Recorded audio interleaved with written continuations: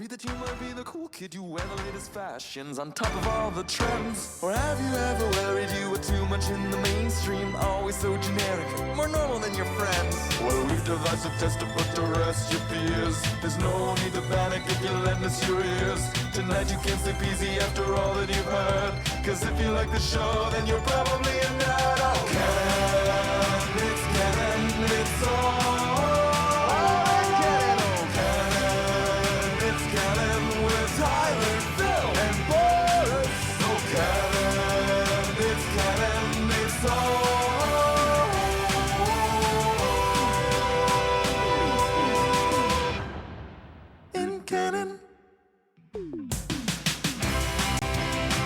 Hey everyone, and welcome to the latest episode of the It's Canon Podcast, the show where we chat about all things geek, the show where we chat about all things pop culture, the show where we chat about all things video games, comic books, Lego, you name it, we talk about it. And we're your hosts, I'm Boris, and this week I am joined by Phil. I believe I feel a twitch in the force. Yep, that we do.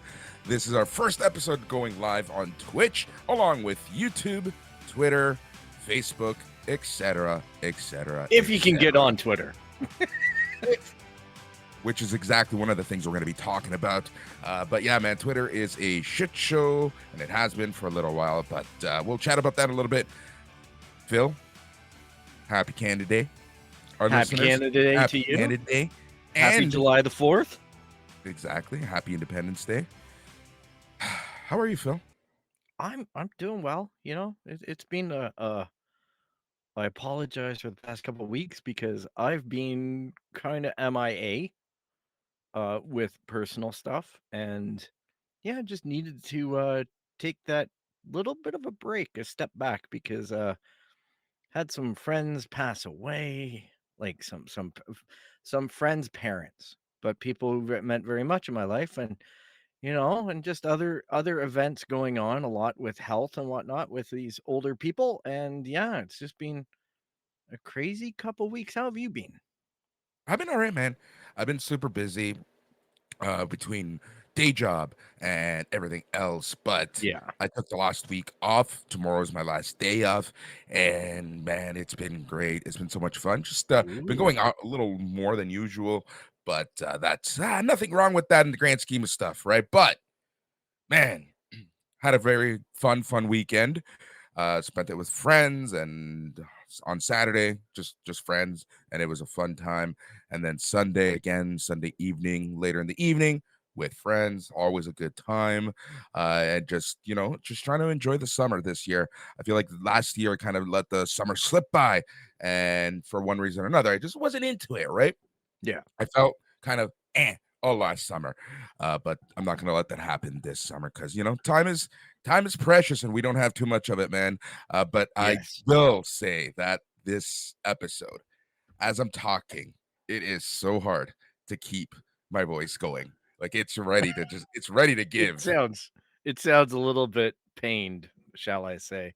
I did finish over our little hiatus there. I did manage to finish Jedi Survivor. Yes. I finally wrapped up the show For All Mankind, which I had neglected the last few episodes. I just did some, with the quiet time, and we've got our full-time jobs too. But yeah, just trying to fit stuff into my personal time, and yeah, that the little break of the show gave me the chance to get a little more collected on some of the stuff I've been neglecting or trying to catch up on. And I got to say, no spoilers on Jedi Survivor. I know you haven't played it, Boris, but Yes. it took me about 25, 30 hours to finish. And sometimes that was in 10-minute increments, and sometimes it was an hour and a half. Like it was very casual gaming approach that I took to it. And it ended better than the first game. That's what I'm hearing, and I'm so grateful for that because, oh my God, that first game, it just angered me because, like, literally, you know how they always make fun of Indiana Jones and how Indiana Jones' biggest flaw is the fact that doesn't matter. Indiana Jones has zero effect on the outcome of that movie, right?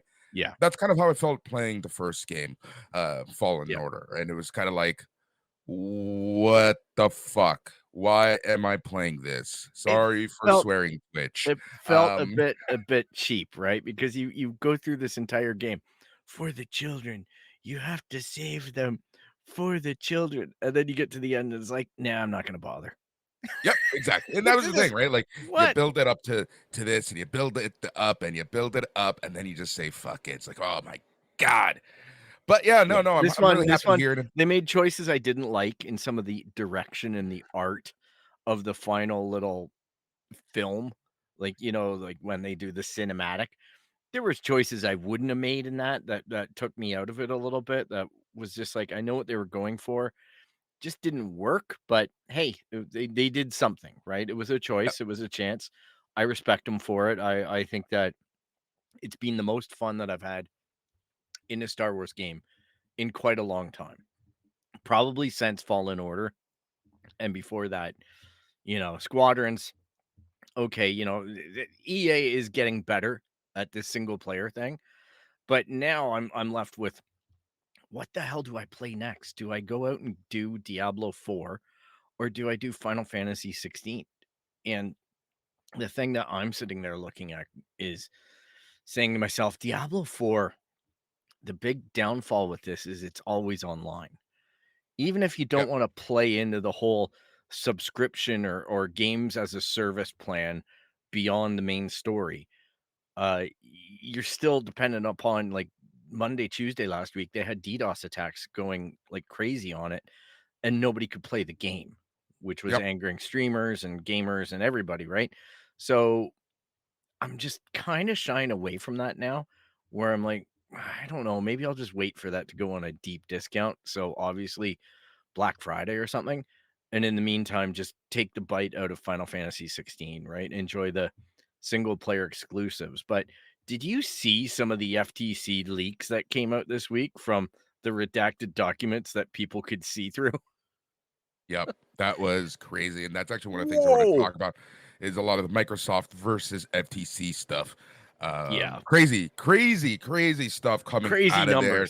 Crazy numbers Yeah. coming out from Sony, and I'm looking forward to talking about that because that was just something that my jaw was on the ground when all of this broke out, and I was watching some summary videos, and holy cow, there's going to be someone lose a job there. Oh yeah, for sure. There's yeah, it's crazy, and like we said, right? Like a lot of these video game companies have kind of hidden their numbers for so long, Mhm. and for us to kind of see the reality of what they're worth to certain companies, what certain brands are worth to certain companies, I should say. It is insane to see. But yeah, man, we'll be talking about the FTC. For those of you who haven't listened to us, and this is the first episode, because like I said, I know that we are now on Twitch. Um, yeah, so we just talk anything about everything and anything, whether it be movies, comic books, video games, what's happened in the world, technology and society. We always talk back and forth about those topics, but before that, we just kind of catch up. Because one of the things that I've always said for the past little while is it's kind of funny, like especially with like you, Phil, like when you joined the team, we weren't Yeah. talking as much, and it was just simply because this is when we talk, this is when we catch up. This Yeah. is literally what we would be talking about if we didn't have this show. But this is yeah, our time This is what we to call just the banter. exactly. And then every after the banter, we have some news, and then there's always a topic du jour that we'll be talking about. And this week's topic du jour is a little opinion based, and we're gonna be talking about CGI in modern movies. And what the Oh, heck has happened with CGI in modern movies? And what really inspired that was all of the chatter of the recent MCU releases and The Flash, which I'm not sure if you've seen yet. I have not. The numbers kind of put me off a little bit. Wow. Hey, look, Okay. like, I get it though, but you're more of a DC aficionado, which I respect. I'm barely have toes in on Marvel. So I do respect the DC universe. I've been with it longer in the sense of Michael Keaton as Batman, Christopher Reeves as Superman. some of the old school stuff, right? I'm trying to keep up with the new stuff, but I just haven't bitten off on the Flash because, hey, I'm not hitting the theater that much. I think the next realistic theater date that I have is going to be Dune 2. I think, we'll see what happens. I wasn't a big theater guy before. The world is so much better for me right now because stuff comes to video so much faster, Yeah. right? Like we are looking at Guardians of the Galaxy coming out on digital release July the 7th. So that's crazy for me because I've just avoided all spoilers for that movie.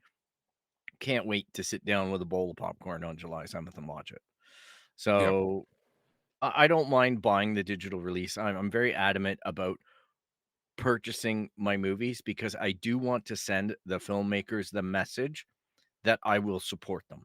If their product is good or I feel like I'm going to take a gamble on it because I like the reviews or what I've heard from friends, then I will go and put my money where my mouth is. I'm not one of the kind of guys, and it's okay if you are the kind of person that doesn't do that. I'm not here to judge.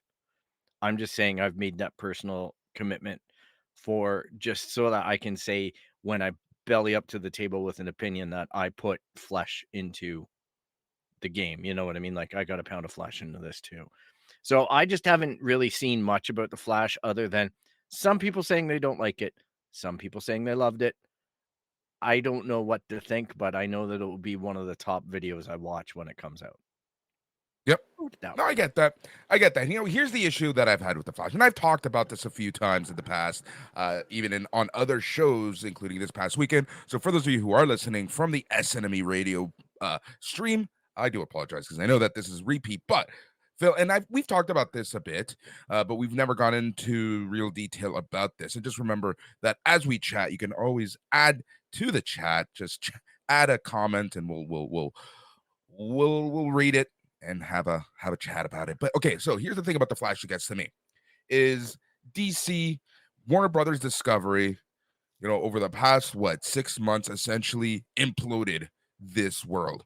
And they canceled a shit ton of projects.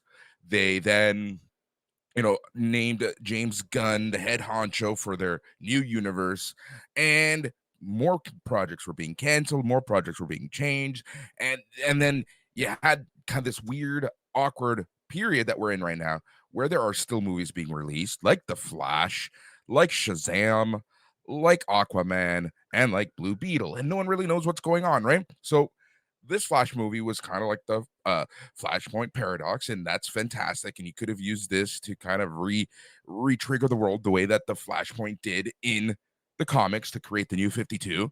Yeah. Cool. But right now, you're getting all this mixed message from Warner Brothers Discovery saying this world is dead.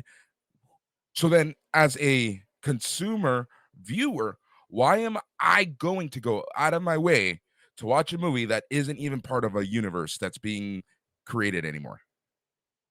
Yep.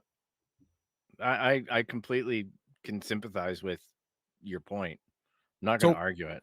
now that's point number one. Now, point number two is the quality of DC movies just haven't been up there, right? So, and I understand, like as a consumer, as a regular viewer, not someone who follows everything DC, everything Flash, Yeah. everything Batman, everything whatever, everything this universe. It's hard for me to commit to this movie. So that's why I say like the numbers don't reflect the quality of the movie per se, Fair. because it goes I the I other way around. It goes the other way around.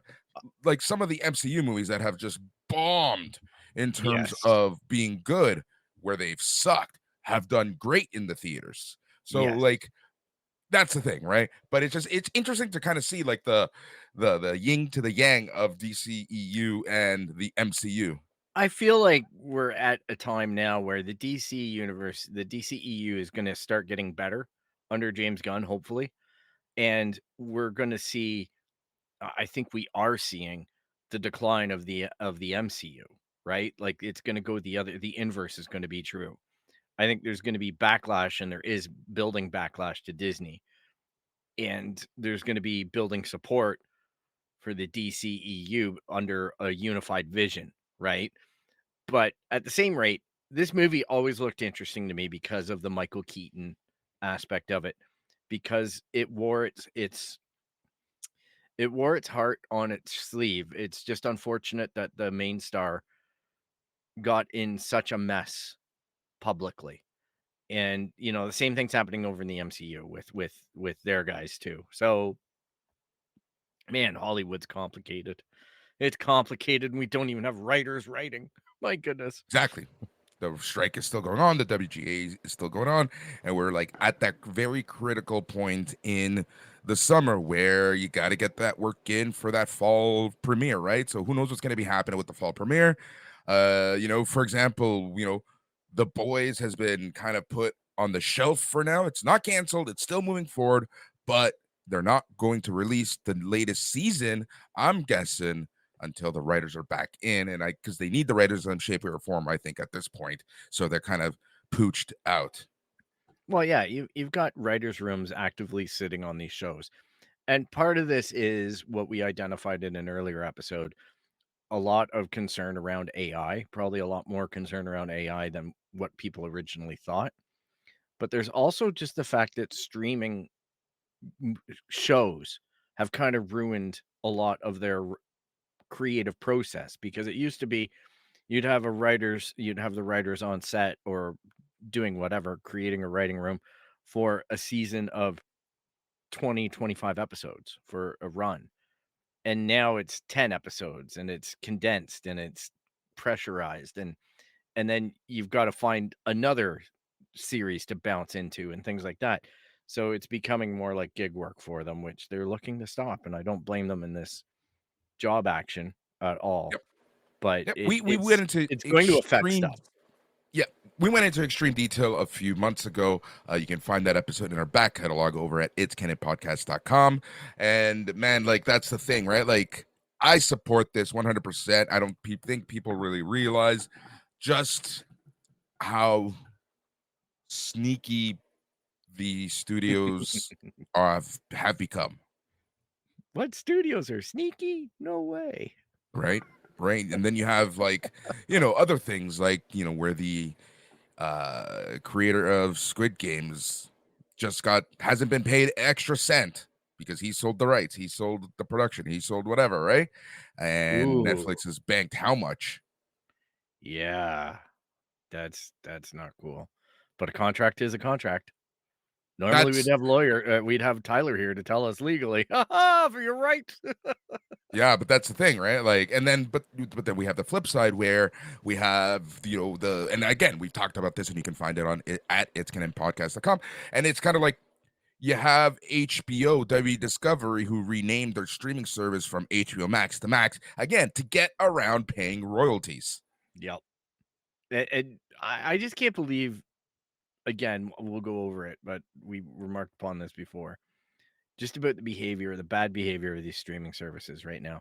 Disney are just plugging at stuff right now. They took off a show that they just put on 7 weeks ago in Crater. They delisted it. Paramount has merged with Showcase. They eliminated a whole bunch of shows off of their streaming service that they were prominently advertising. Like, come to Paramount Plus, watch Inside Amy Schumer. Then boom, Inside Amy Schumer, not on Paramount Plus anymore, apparently. Like, there's so much stuff going on for cost savings and write-offs and whatnot. It's just mind-boggling. It really is a bizarro world now, where we used to joke about it with Netflix. Like, if you don't do well in your first 48 to 24 to 48 hours, your show's not going to get a second season. And it, like, quite literally is that attitude across the entire streaming service industry, seemingly. I don't Yep. know what the real numbers are, because this is just like the video games. We don't get insight into how they make these decisions. There's no transparency. There's no accountability to the paying public or the viewing public. But it seemingly looks really, really bad from the outside looking in. Like, whew, talk about cutthroat. And I for one feel for all the production and all the actors and everybody who put hard work, the writers, everybody who put hard work into making these shows, in just having them yanked off of the face of the planet. Like, there's Yep. no Blu-ray, there's no DVD of it, there's no record at all. I value my collection, which you can see behind me, and it falls onto the other side of this bookcase of all of the 4K Blu-rays, all of the Blu-rays, all of the DVDs that I've collected over the years and hung on to. So I'm not trying to say I'm a doomer for, oh, streaming services are going to disappear and you're all going to be left like picking your nose. No, I'm just saying I really enjoy having content that I can grasp sometimes because I don't really love the idea of what's happening in this world right now. Yep. Agreed 100%, right? And that, I think you brought up a great point, and we've talked about this, but I kind of want to repeat that. And man, that Caesar looks so good right now. And It's that's fantastic. I need one right now. You have no idea. You really have no idea.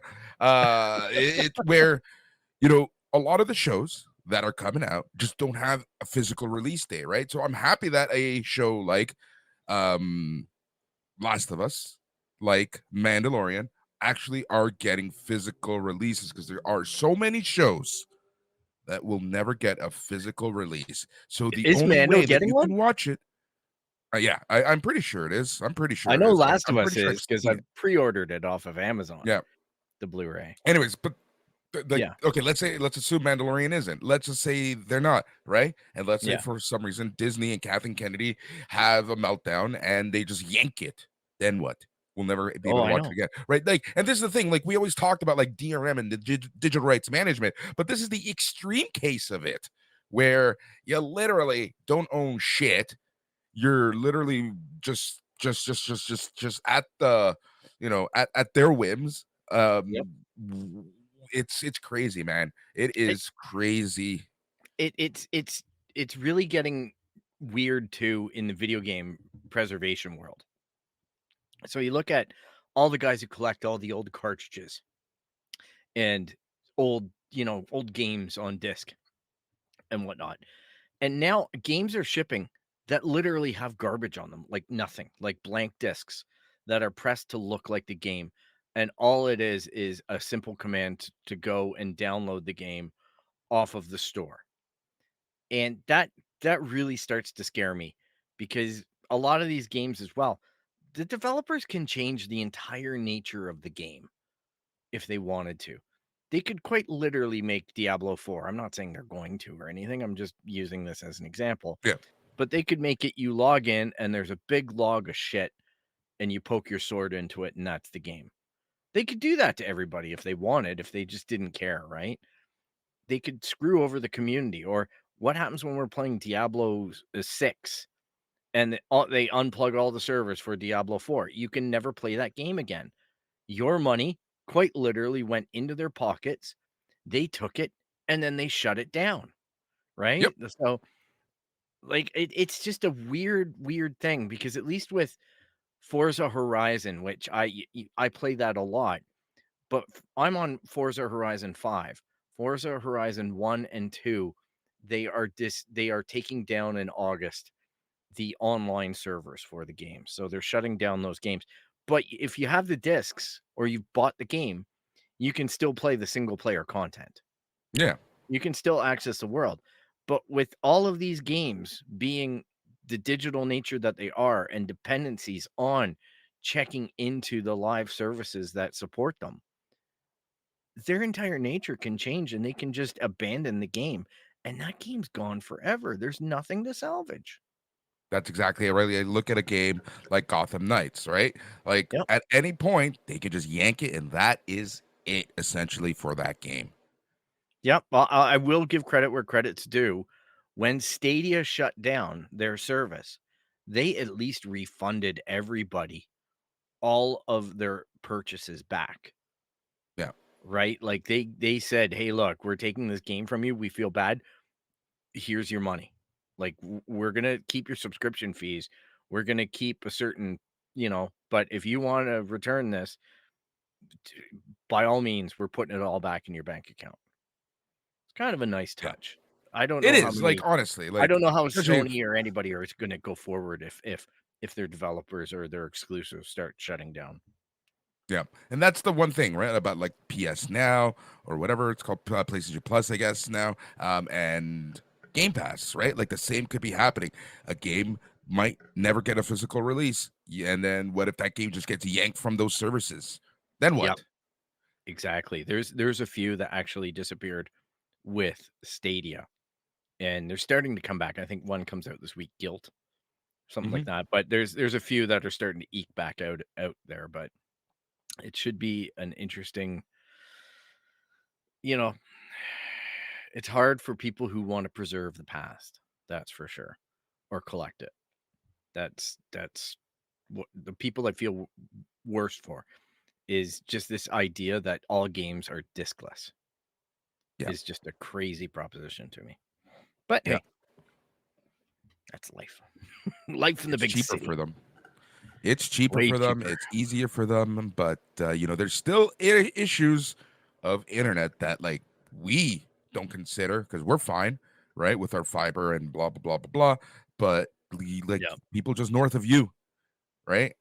Yep. They don't have access to great internet.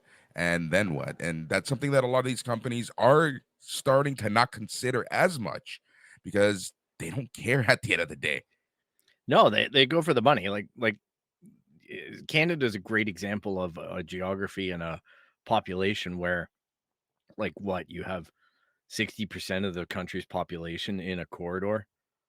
Like, you know what I mean? Like Yeah. between Windsor and Montreal, you've got a significant portion of the people in Canada there just jammed into a perfectly aligned corridor, and then this sprawling outlay until you get to the coasts where there's a little more people, but a lot of space where there isn't too dense of a population into agriculture and farming and animals and everything like that. Very important things in our world, and they just don't get great internet. And I guess to Elon Musk's little credit thing there with his his satellite orbiting thing, that's one of the things he Starlink. wants. Yeah, Starlink. He wants to remedy while he's screwing up Twitter. So Yeah, well, that's that. We'll talk about that in a second. But before that, have you watched any of Secret Invasion from Disney Plus and the MCU? oh, I tried and I had to give up. Now that doesn't mean I'm giving up on it. Yeah. It just means I wanted to wait for a few more episodes to Yep. trickle in before I give it a run, because I heard the first episode struggles for about 30 minutes or so. Then it starts to pick up and it rolls right into the second. The second's good. So I saw some people who had early release access to episodes 1 and 2, and they were saying, 2 gets better. And I know that 3 comes out this week. So I will give it a shot. I was really put off by the AI controversy over the opening credits. Yep. Was rubbing me a little bit raw. But I'll get over it. That's part of the world we live in right now, and I can't, you know, there's no easy way for me to protest it. I just want to see what they're doing with this show. I'm curious where it goes, and yeah. How have you watched any of it? Enjoyed any of it? Yeah. So Yeah. I have access to the first 3 episodes. I've seen the first 3 episodes, and it does slowly get better with this slow build up and slower progression. It's kind of funny. Disney sent me the stuff after it was initially released. I was like, thanks, guys. But I do appreciate that they sent something. So I will talk about it more after episode 3 airs this week. Okay. And man, it's not. Look, I like these more grounded MCU projects now, like the Captain America, the Russo brothers movies, like Mhm. Falcon and Winter Soldier. This kind of has that feel to it, right? Good. But it still has some of the MCU isms that really bother me. Yeah, fair. I think that's part of the MCU, isn't it? At It's this point, it their is. At this trademark. point, Yeah. it is. Yeah. Right, man. So, okay, so let us chat about Twitter. What the heck happened to Twitter on Saturday night? Wait, I think it was Friday night, July the 30th, going into June. June 30th, sorry, going into July the 1st.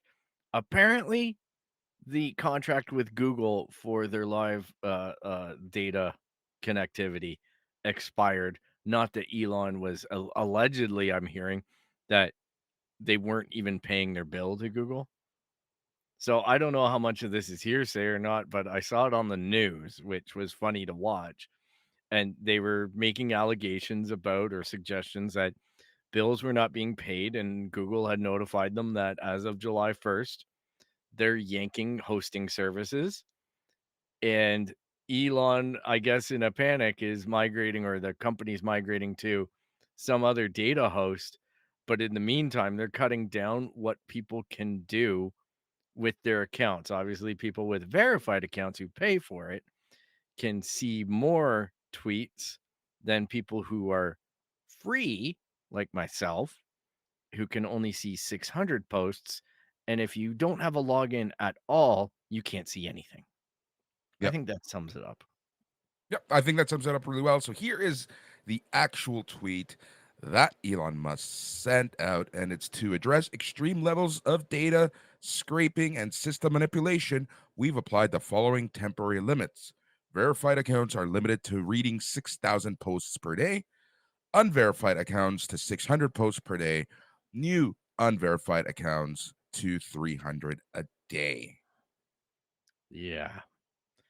Well, here's the part that bothers me about that, the wording in that statement.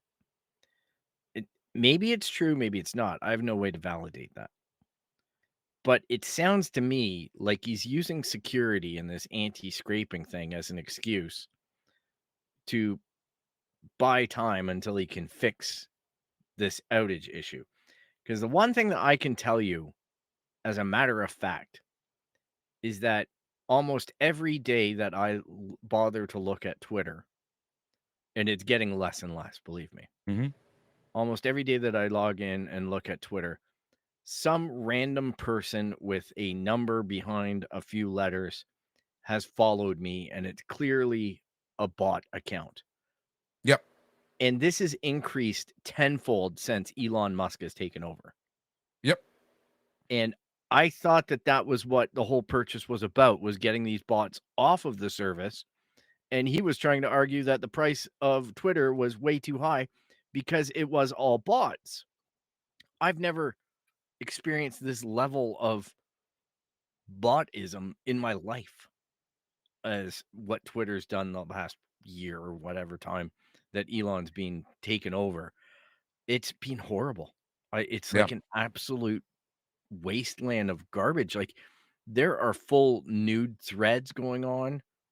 There are, like, content is just out of the world inappropriate compared to what was probably around but quashed, or there Yeah. was definite lines of what people could be doing or posting. And I don't doubt that this stuff gets annihilated later, but I just can't believe the volume of it. And I'm not looking for it. Like, That's the that's the thing. thing. I'm One just on thing there just to look at content for this show and stuff, keep up with my geek stuff and Muppets and Lego and stuff like that. Like, I'm not looking for boobies and bum. Like, it's crazy. That's exactly it, right? One thing that I've noticed is having that, like, whatever your the default timeline isn't even people that you just follow, right? It's this random assortment that the Mhm. algorithm picks for you for some reason, and you get some really wild shit there. Like I said, the amount of porn and nudity and things like that, and then you have like full movies being released because you can upload the full hour, and then at the end it says go to this site to watch the rest, right? Like it's absolutely crazy what you're seeing on Twitter, and it's like content that I would never want to follow, like extreme right-wing propaganda, that Yep. stuff that just like pisses me right off, stuff that hits very close to home when it comes to immigration and things like that, right? So it's Yep. like, why am I seeing this? And it just, yeah, I've muted so many accounts in the past few months since Musk took over, and it's just crazy.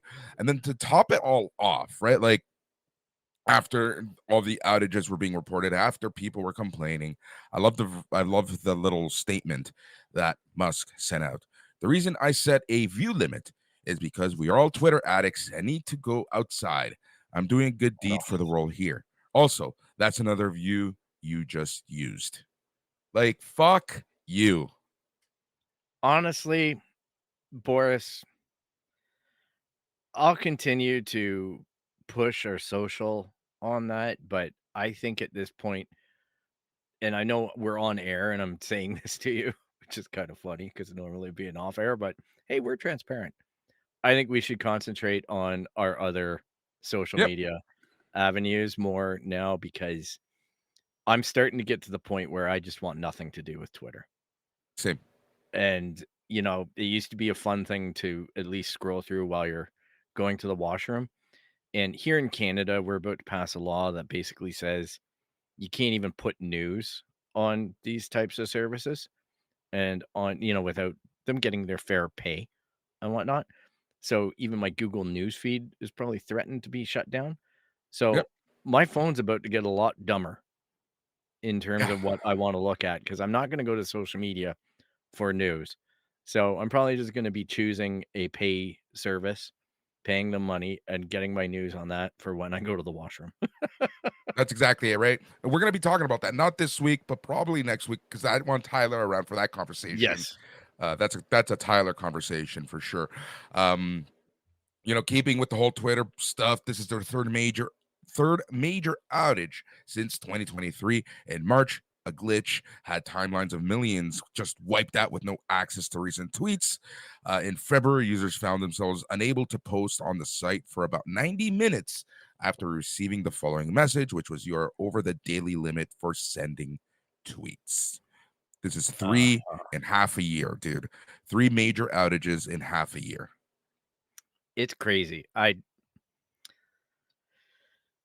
never in my life experienced the disappointment that I have in a human being as much as Elon Musk going from a purely short like arm's length away from him. Like I have no investment in him or his companies, but I admired SpaceX as a program.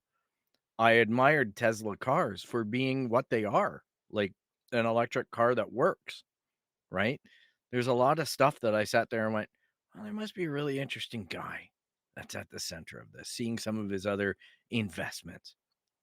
And then the more I learn about this person, the more disgusted I am about his his whole presence of being. It's Yep. off-putting to me. I just can't believe it. I and the worst part is that some of the content creators I follow are still like totally enamored with this guy Yep. A technologically. lot of people, because a lot of Oh people think that he has created everything that he has, right? People think that he is the sole engineer who started Tesla, who started SpaceX, who started Starlink. A lot of people literally think that he's that no, innovator. no, unfortunately, he's shown himself now as the person who buys things and messes them up and puts an agenda onto them. Yep. Like the whole Exactly. thing with crypto and everything was just pathetic. Yep. And oh, we don't like NFTs on this show. So Or a lot of or stuff in that realm. yeah, exactly. Or a lot of stuff in that realm. So all you people who have me on NFT broadcast list, you can take me off. Right? It's so funny how many of those lists we end up on. It's so funny. But yeah, man, so that's Twitter in a nutshell. And then like this is the thing. A lot of the content, like a lot of the apps that were just fun are just Aren't falling fun. apart. We have Twitter, Reddit with their paid Yes. APIs, and now all the third-party apps that are much better than the native Reddit. They're going Yep. to start charging you because, well, if they're being charged to get these APIs, it's going to come down to us, right? So it's like, Yep. man, it's a very weird time in the tech space right now. And Heck, even the I like, changes that have gone on to Instagram and whatnot, like they've had their controversy over the past few years too, and some of their format changes and pushing to reels and things like that. Like it's amazing how much nothing's free. You're the product. When you get given something for free and told it's free, you're the product.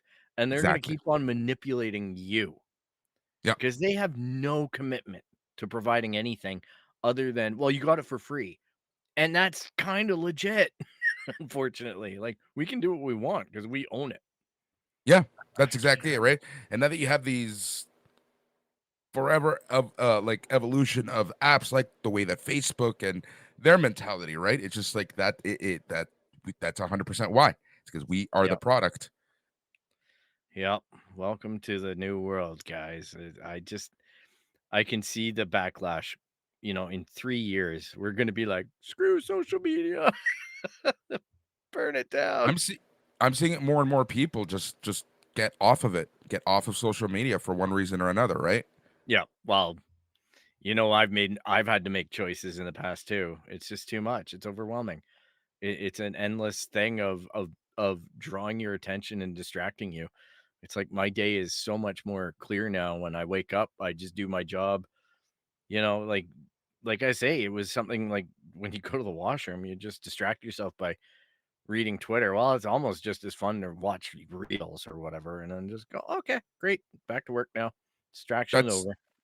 literally how I spend my day now. It's like I don't even know where I get my news because I don't use Twitter for news. I think I just read random stuff from various articles that I like. I use that catcher, right? That I have, Yeah. which I wonder if that's going to be shut down here. Holy crap! Yeah, you start to think about it, right? It gets scary. I'm serious. Like, eh, I still get. I know for the past 2 years that we've done our Christmas wrap ups and whatnot. I've always said that the social media platform I use the most. It isn't Netflix. It isn't Disney Plus. It isn't any of these streamers. It's YouTube.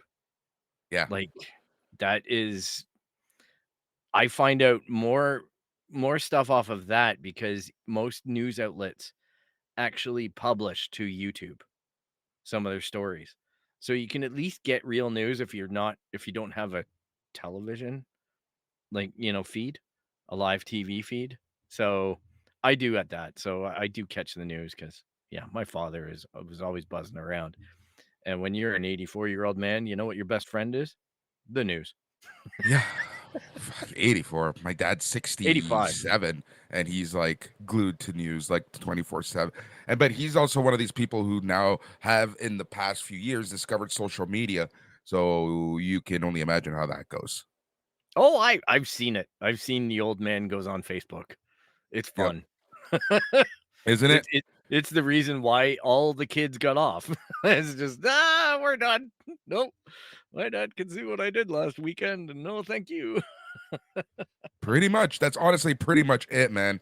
But yeah, so we got to talk about the FTC and Microsoft Activision. Like, what is going on, Phil? Where do we Okay. start? This is hilarious to me. I can probably sum it up eloquently like I did the last one. From what I saw on the weekend, and thanks to Inside Games, both of them, in fact, I know they're close to each other in name, but one company consists of the people from the other. But they keep on covering this topic, and I enjoy watching them and subscribing to them on Patreon. But basically, what happened is they redacted a whole bunch of stuff, but they did this in the most novice way possible. They redacted the actual physical documents by using a black Sharpie. And the problem with that is they then took pictures of the documents and released them. And then people can up the contrast and read through the black Sharpie. So all of the numbers became transparent. So some of the things that came out on the weekend were The Last of Us 2. Development cost was $220 million. Yep. Horizon Zero Dawn Forbidden West was something like 215. You'll probably have more accurate numbers than I. This is just off the top of my head, or 213, something like that. The money that Call of Duty makes was about $1.3 billion off of sales per title. But the revenue gained post purchase on the games as a service was $13 billion. So, games as a service isn't going away for a lot of these platforms. And it's just amazing to me the amount of money that Sony in particular is spending on single player game development as they stick to their guns on that with those titles. So that's what really got cracked open now. You're seeing other gaming companies react and basically calling out Sony on, you know, spending too much on some of these games, to be honest, comparatively to what they spend. But in a way, I would argue that when you sit down to play one of those games, you see where the money went. Those triple Yeah, A studio games. I can only imagine what Rockstar are spending on GTA 6, right? man. Like we must be in Apparently, the billions at that point. Because on top of these numbers, which sound outrageous, okay, you also have the marketing on top of it. So there's another 100 to 200 million dollars in marketing expenditures that go out at time of release to get hype up on the games, the hockey boards, the stadium advertising, things like that about what the heck is going, like, this game's hot. You want to get in on it. Like, look, Diablo 4 is sponsoring Hot Ones episodes right now. yeah, They have the new hot sauce, the Diablo sauce at Taco Bell, right? So instead of spending $400 or $500 for a for a rectal cleansing and whatnot, you can just get the $5.99 Diablo box, right? right? It does the same thing, I think. Yep.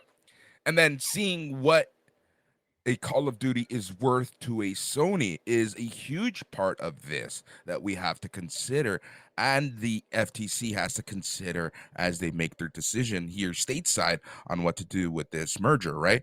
Where I think Yeah, it's, what is it? Each Call of Duty game is worth to Sony $800 million. something like that. But at the same rate, Sony are on record emailing their employees from the head, like the CEO, saying that they don't really care if they lose Call of Duty.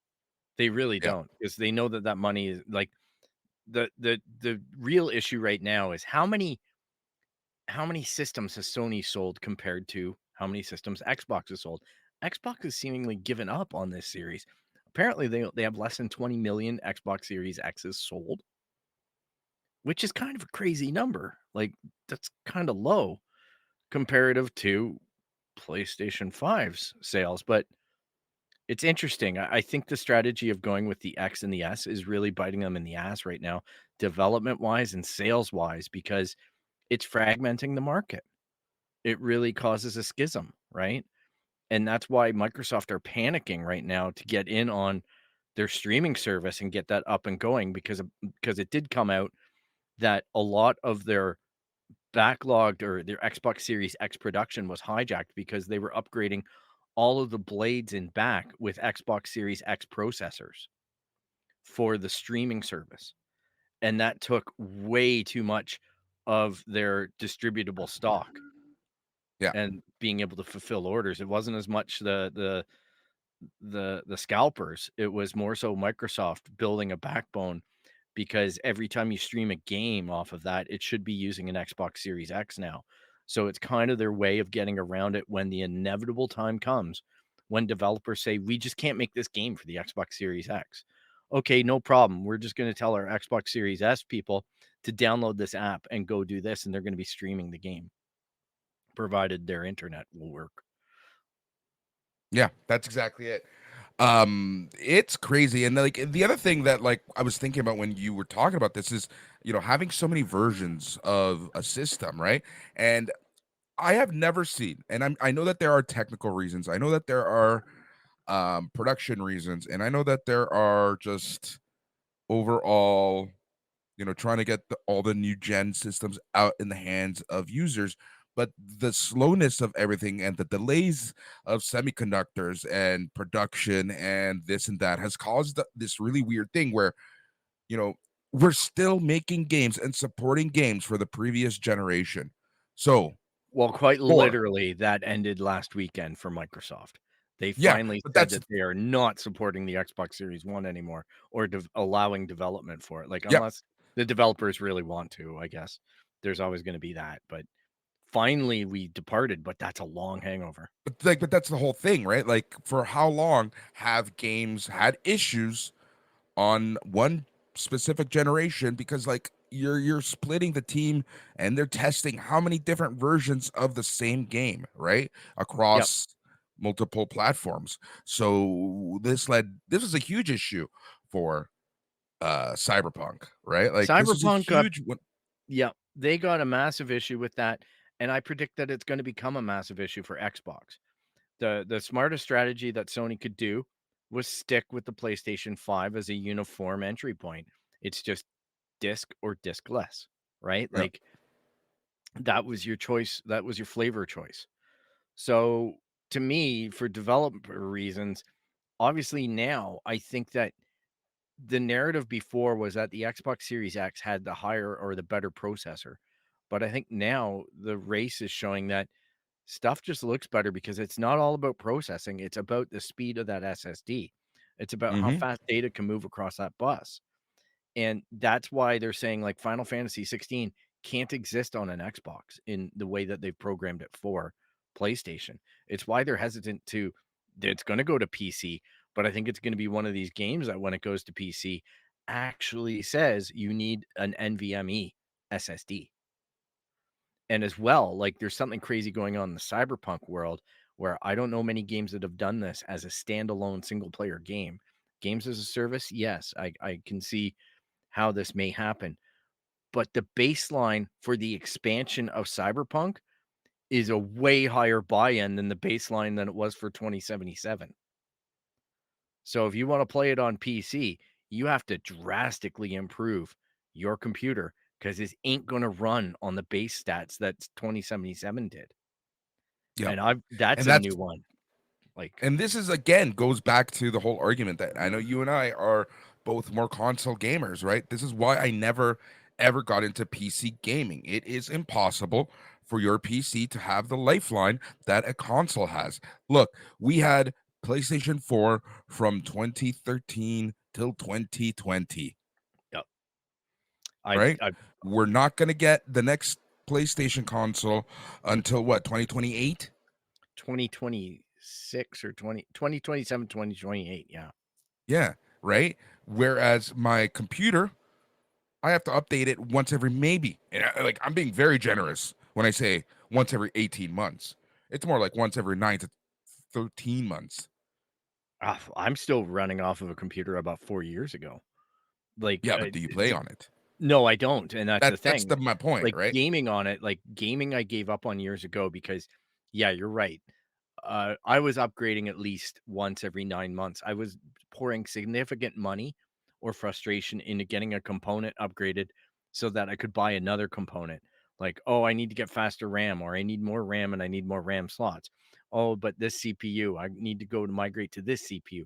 "Oh, but this video card, it needs a different PCI slot." That type of thing. It was just gourds and gourds of cash. Well, that one doesn't have the best driver support.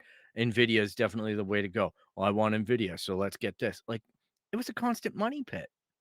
And I started to fear opening up my computer because then it was like, when you're done installing everything so you can get it going, will it go?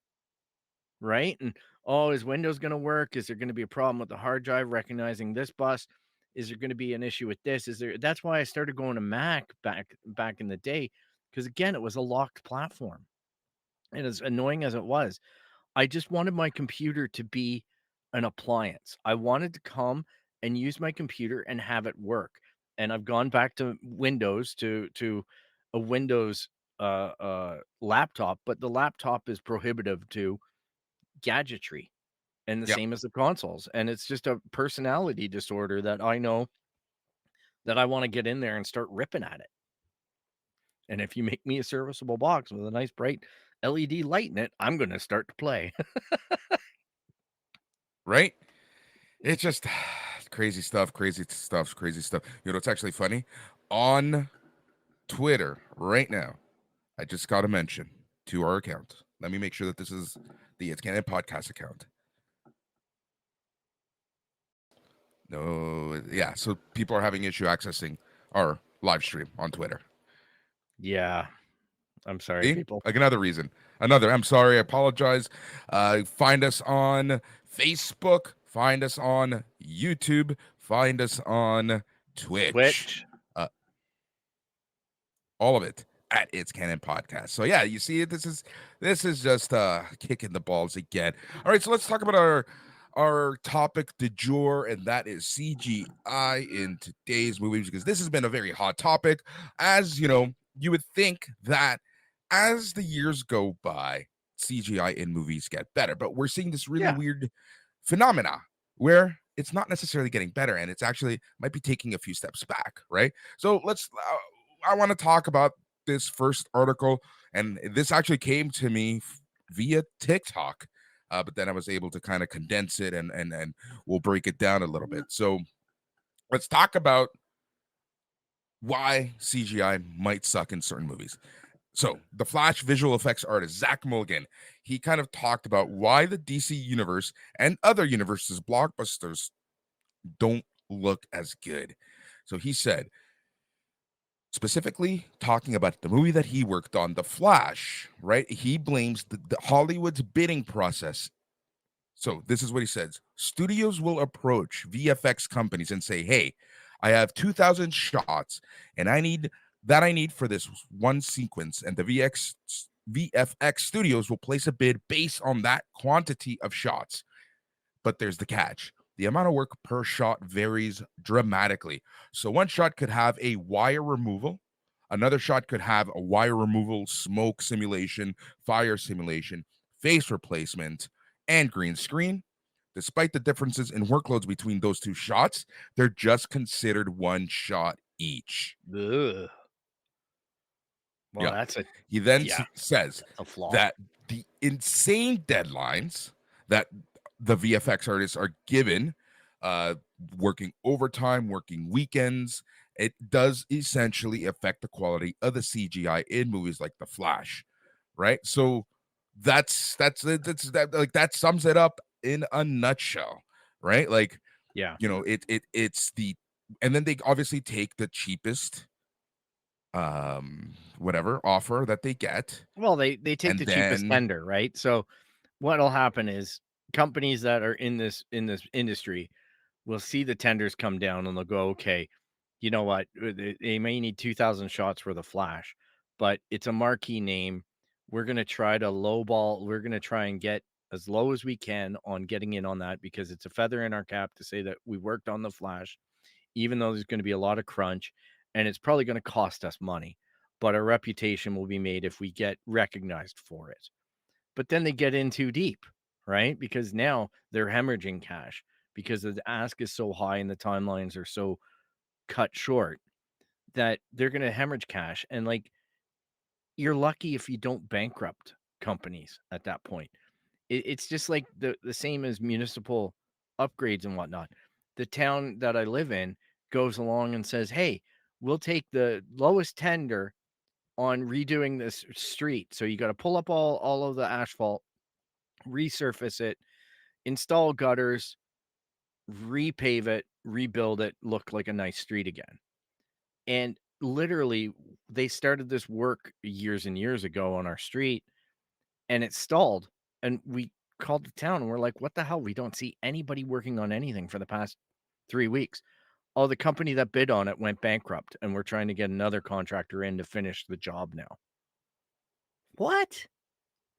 Like, isn't that on you guys to make sure that these things right? are financially solvent, to make sure that the workload is appropriately enforceable, to make sure that, like there's all this stuff about crunch in games industry. Shouldn't it be applicable to the movie industry? Like, oh, well, they're contractors. Who cares?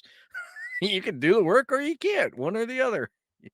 Yep, that's exactly it, man. And it's just like, to me, it's just mind-boggling, right? And that, especially the whole thing about the shots, right? Like, it doesn't matter how much work is actually involved in every shot, it's just considered one shot.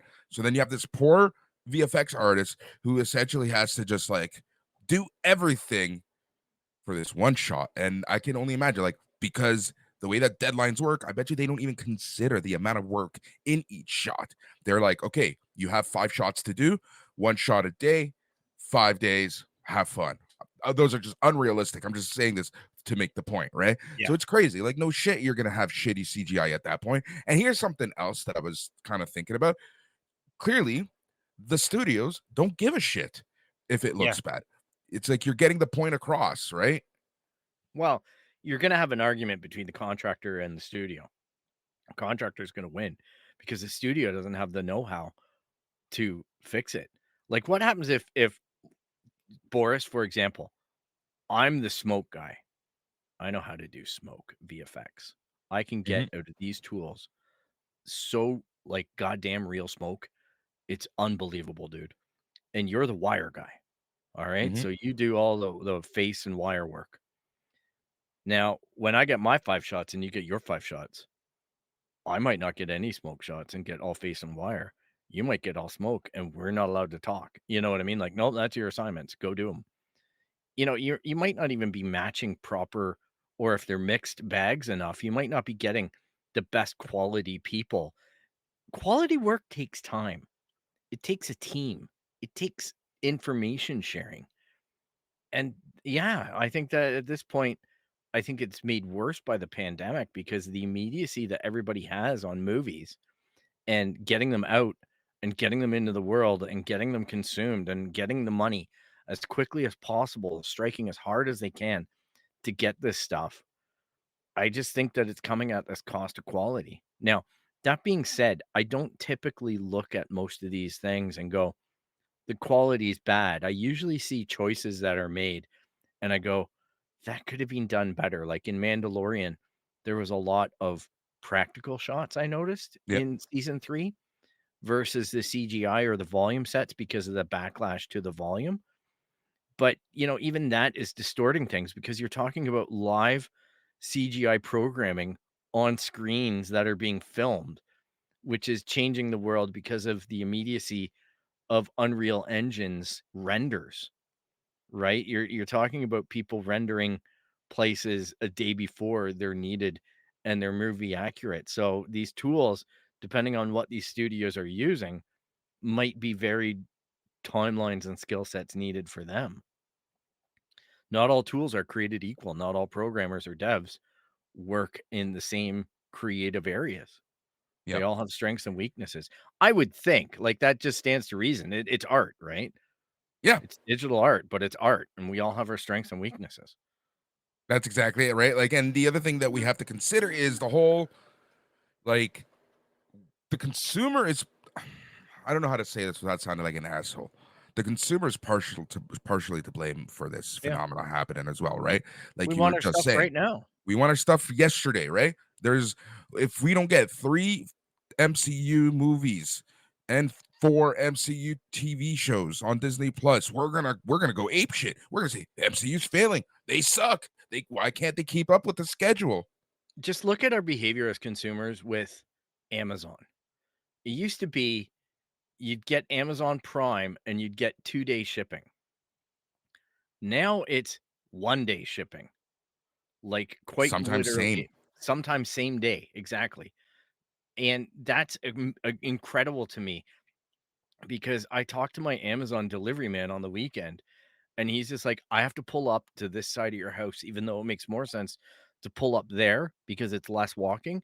I have to pull up to this side of your house because they track my GPS beacon and it has to be on the side of the street that's showing your address because they actually time how long he parks his car to deliver the package. So he's not really allowed to talk Yeah. and have a conversation, but he told me he's just like, yeah, well, they time everything. Everything's under the gun. That's how they now project what time I'm gonna be here because it's all trackable. It's all them projecting his route and saying, telling him what order he's to do what delivery in. It's all micromanaged and whatnot. And as a consumer, you know what? Part of me is like, I don't care. I want my product. I want it now. I could go up to Walmart and just buy it. Even if it's a dollar more, I'll have it. But man, it's just crazy to think of how spoiled we are as consumers. I'm not saying that in a pissed off way. I'm just saying it's happening to the world. I think the pandemic is at least partially to blame for expediting that. I Human think so. nature is just doing its own. But we just got so used to getting stuff right away. And well, I'm going to be stuck at home. I want to be entertained then. I want my shows now. And then you get spoiled. Yeah, big time. That's exactly it, right? And then people wonder why James Cameron takes what 10 plus years for the next movie because he's the first person to say, I'm not releasing the next Avatar until the technology is good enough for the CGI I dreamt of in my head. Yep. exactly. And God love George Lucas. I I hate to say it always comes back to Star Wars for me, but it does in a way because Showcase is airing all the Star Wars movies this Yeah, weekend. But as they always do. as they always do, it just makes me laugh because I'm like, I was talking to a friend who used to be a big Star Wars fan, and he's just like, "Oh, I'm done with it. I'm not bothering with it anymore. Disney have messed it up." And I go, "Yeah, but we were also the same guys that were saying, 'Oh, thank God George Lucas sold it because he messed it up.'" And Yeah, that was his thing. Like, I'm like, "You can't have it both ways, guys. Everybody's messing up your franchise. Maybe you've just outgrown it, and that's yeah. okay." There's You nothing know? wrong with that, man. Yeah. You're okay to just not like it anymore, but, don't go blaming everybody for ruining your childhood because he started in on the Indiana Jones thing, which came out this week. I you know what you're getting into when you go to Indiana Jones. You know what you're getting into when you go to Transformers: Rise of the Primal Robots or whatever. It's gonna be a summer movie about Indiana Jones. It's going to be a summer movie about robots transforming into other things. Like, people, if you wanna go watch something blow up, these are what are called summer blockbusters. Have Yeah, fun. that's exactly it, right? By the way, Transformers, great movie, very Yeah. fun. It looked like fun. Like, I'm looking forward to it. I'm looking forward to Yeah, Indiana Jones.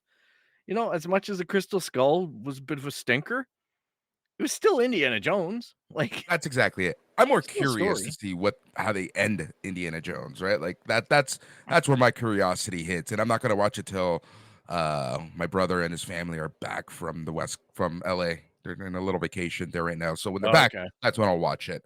Kind of promised them. I was already having plans to watch it Sunday, but last week during Alex's grand, my brother was like, "Hey, let's watch Indiana Jones when we're back." Like, fuck, okay. Yeah, fair, fair. Like, I'm curious to know how it ends too. I know it's a non sequitur that we're on. I hope the CGI is good. There we go. Bring it back.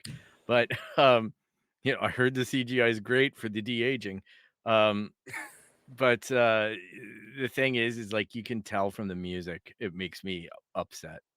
Like, I'm just like, yeah, this is the end of Indiana Jones. Like, you can just, it's like John Williams digging his own grave. I'm like, no, just, There we go. it's sad. So we have the Kathleen Kennedy to be fired rumors restarted after the weekend, or are people being Have quiet they right ever now? stopped? Have they ever stopped? True enough. I heard that True she's enough. already fired and taken a leave and all this, and yet here she is. Like, Here she is.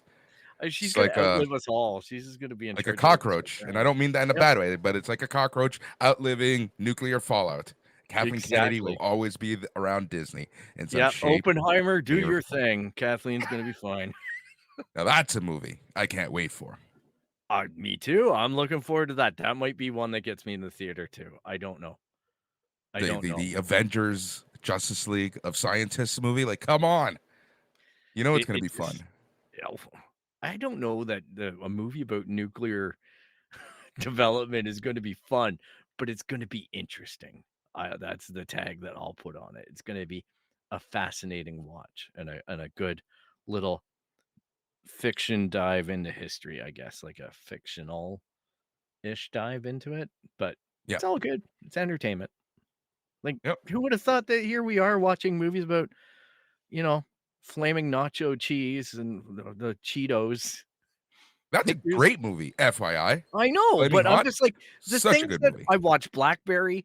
I what we watched The Social Network. Remember you and I years ago? Who would have thought that? Like I'm waiting for the Twitter movie when Elon's just in there drunk and angry, going "fuck these servers." Right? Shit we watch.